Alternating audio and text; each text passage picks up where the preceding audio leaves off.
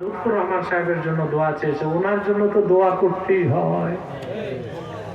বদরপুরে আমার বাবা আল্লামা নেসার আহমদ আব্বাসী জনপুরি রহমতুল্লাহ রামগঞ্জে আসতেন, সোনাপুরে ওনার ক্যাম্প হইতো, আমার বাবা পালকিতে যেতেন। জি মনে আছে না? তো আমার বাবার খুব কাছের লোক মাওলানা সানাউল্লাহ কোথায়, এই তো সানাউল্লাহ, এ বাবার সাথে উনি দৌড়াতেন। আর অনেকে ছিল, লোকমান সাহেব আছে। তো মাওলানা লুৎফর রহমান সাহেব আমার বাবার খেদমতে কয়েক যুগ কাটিয়েছে এবং নিজে উনি বক্তব্যে বলতেন যে আল্লামা নেসার আহমদ আব্বাসী রহমতুল্লাহ যখন সফরে যেতেন বন্দুকটা আমার হাতে দিতেন। মাওলানা লুৎফর রহমান সাহেব বন্দুক দিতেন, কথা বুঝতে পারছেন? এবং বাবা যখন সোনাপুরে থাকতেন উনি বাড়ি থেকে রান্না করে খাবার নিয়ে বাবার কাছে পৌঁছাতেন। এই প্রবীণ আলেম মাওলানা লুৎফর রহমানের মতো দার্শনিক টাইপের আলেম আমি তো দেখি আসলে দার্শনিক ছিল, ছিল দার্শনিক ছিল, কোনো সুর ছিল না, কণ্ঠ ছিল না, কিন্তু কথার মধ্যে মানুষ চুপচাপ বসে তার কথা শুনতো, কারণ তার কথার মধ্যে ছিল প্রাঞ্জলতা, বিষয় ঠিক রাখতো আর সুন্দর সুন্দর যুক্তি দিত। আমরা মাওলানা লুৎফর রহমান সাহেব সহ এই এলাকার যত ওলামায়ে কেরাম বিদায় নিয়েছে তাদের জন্য দোয়া করবো ইনশাআল্লাহ। আমার মেজো ভাই তো আসে, আপনারা জানেন, আবার আসতেছি ইনশাআল্লাহ। আমার বাবাকে যেভাবে সম্মান করতেন, খাতির করতেন, ওভাবেই করবেন ইনশাআল্লাহ। আমার কিছু কিতাব স্টেজে আছে, নির্বাচিত তাফসীর প্রথম খণ্ড, এটা সূরা ফাতিহার তাফসীর নিয়ে যাবেন। নির্বাচিত তাফসীর দ্বিতীয় খণ্ড, সূরা ইখলাস ও সূরা ইনশিরাহের তাফসীর, এটাও নিয়ে যাবেন। এবং বুখারী শরীফের প্রথম হাদিস ইন্নামাল আমালু বিন্নিয়াত, এই একটি হাদিসের উপরে একটি ব্যাখ্যা গ্রন্থ নিয়ে যাবেন ইনশাআল্লাহ।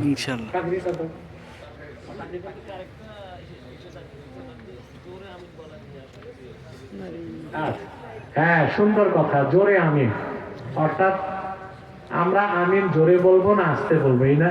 জি সুন্দর। আমি বুখারী শরীফের একটা হাদিসই বলতেছি, কি বুঝলেন?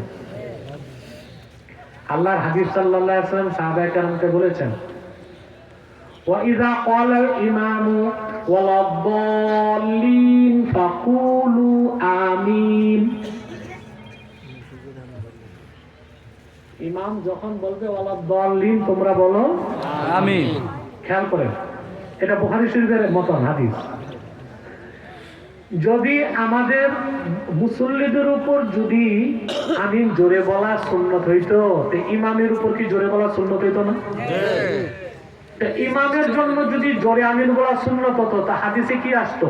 ওয়াইযা ক্বালাল ইমামু ওয়ালাদ-দাল্লিন আমিন ফাকুলু আমিন।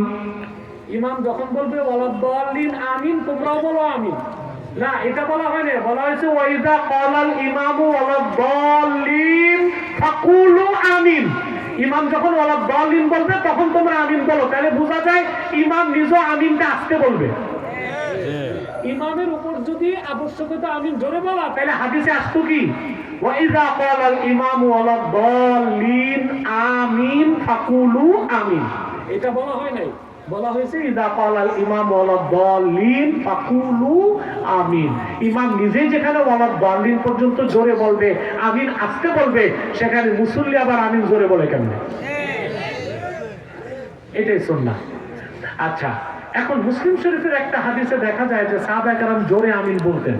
এখানে আবার উসুলে হাদিস, কওলি হাদিস আর ফি'লি হাদিসে যদি তারুজ হয়, তারজিহ দিতে হয় কওলি হাদিস। বুখারীর হাদিসটা কওলি হাদিস।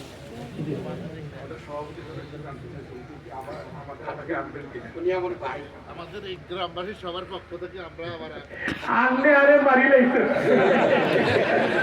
এই জঙ্গলের হিসকিনে ওই আমি বসেই দিচ্ছে। আমি দেখেন, আমি তো বুঝলাম আমার বাবার এলাকা, দাদার এলাকা, পূর্বপুরুষের আবাদ করা এলাকা। আমার ভাই তো আসে, আমি ঠিক আগামী বছর না পারলো আবার চেষ্টা করবো আসার ইনশাআল্লাহ। আল্লাহ কবুল করলে আমি দেখবো ইনশাআল্লাহ। আমি পাগড়ি দিচ্ছি, তারপর দোয়া হচ্ছে। যে এখন আমাদের আজকের হযরত থেকে পাগড়ি নিচ্ছে আমাদের ছাত্র ভাই মোহাম্মদ সিয়াম হোসেন মোল্লা। সে আমাদের ভাতিজা হয়, সে আমাদের আব্বাস মোল্লা বাড়ি সোহেল মোল্লার ছেলে। 30 পারা কোরআন শরীফ হেফজ করছে, সে পরিপূর্ণ হাফেজ। আজকের আমাদের হজরত থেকে পাঠিয়ে নিচ্ছে। এরপরে আমাদের নুরানি মাদ্রাসা সেন্টারে যারা বিভিন্নভাবে উত্তীর্ণ হয়েছে তাদেরকে পুরস্কৃত করা হবে। 1 নম্বরে ছাত্র ভাই মোহাম্মদ জুবাইর হোসেন হজরতের হাত থেকে পুরস্কার নেবেন। জুবাইর হোসেন, এরপরে মোহাম্মদ সাদ্দাত হোসেন লিমন।